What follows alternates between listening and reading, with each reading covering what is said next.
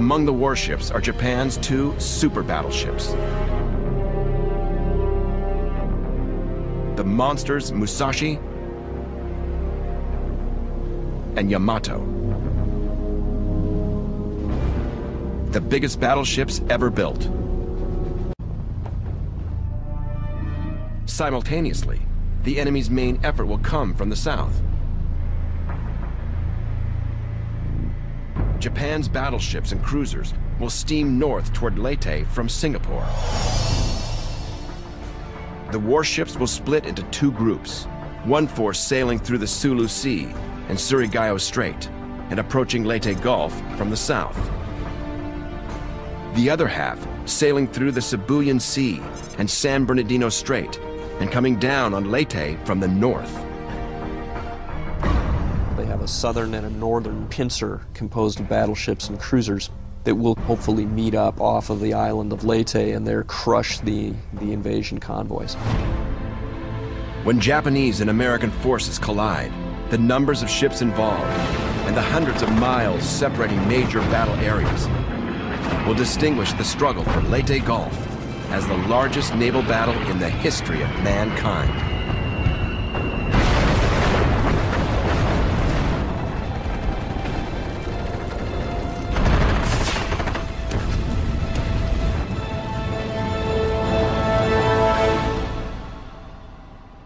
Now, on the morning of October 24th, 1944, the American landing on the island of Leyte has been underway for 4 days.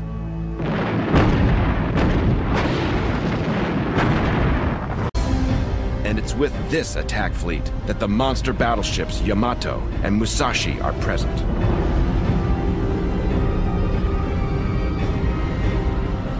Both vessels pack 18.1-inch guns and are designed to sustain a staggering level of punishment.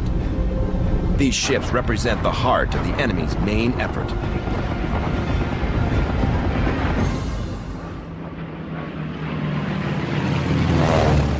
Spotted by scout planes earlier. Now, at 10:30 a.m., the center force comes under attack from American bombers.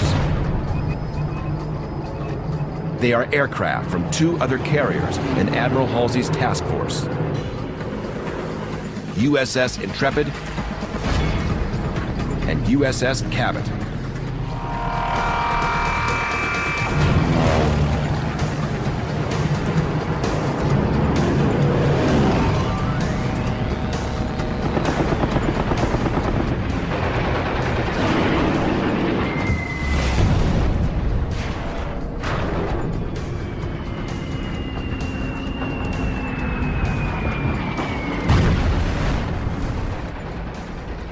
Helldivers and Avenger torpedo planes from USS Intrepid and USS Cabot swoop into this Japanese task force. They score hits on a cruiser and 3 battleships, including the mega battleships Yamato and Musashi. The monster warships absorb the hits in stride and maintain speed.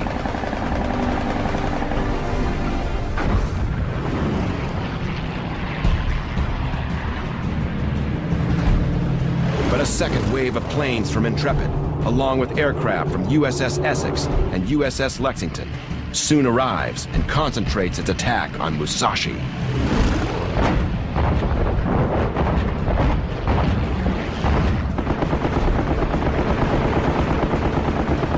The gutsy pilots brave a sky torn with flak.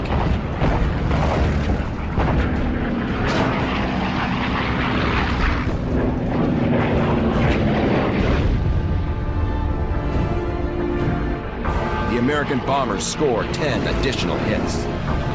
Musashi feels it this time.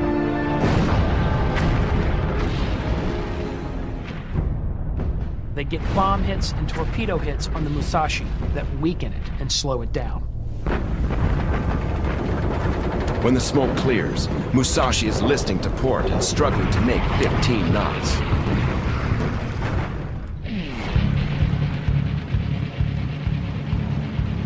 And the monster warship's troubles are far from over.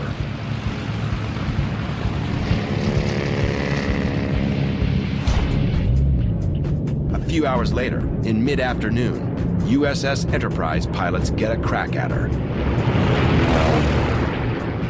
A wave of bombers from both Enterprise and USS Franklin buzzes in, determined to put Musashi beneath the waves. As our dive bomber and torpedo bomber pilots came in, they could see the fattest target they had ever seen, and they wanted to take her down.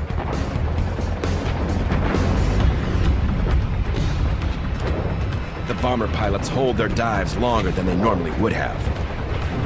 They press in very close before releasing.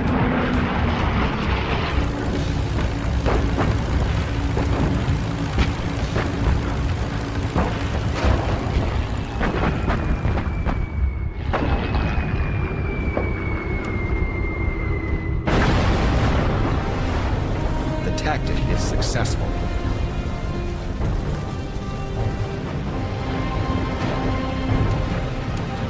Every one of their torpedoes hit, all 8 of them. 11 out of their 18 bombs hit their mark.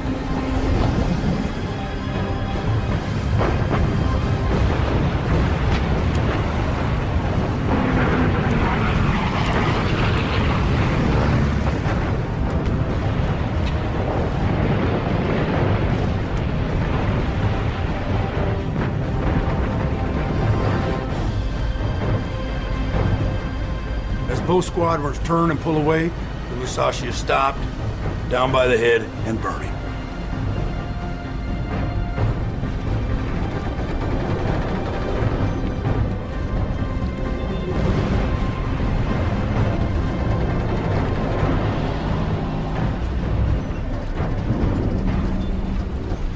So the Enterprise Air Group participates in the final destruction of one of the 2 most powerful battleships in the entire world.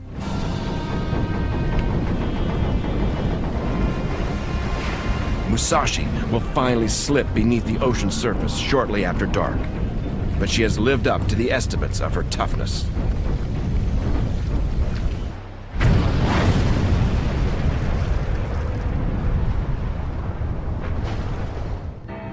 The Americans were absolutely astounded at the amount of damage that she took before she finally rolled over and sank.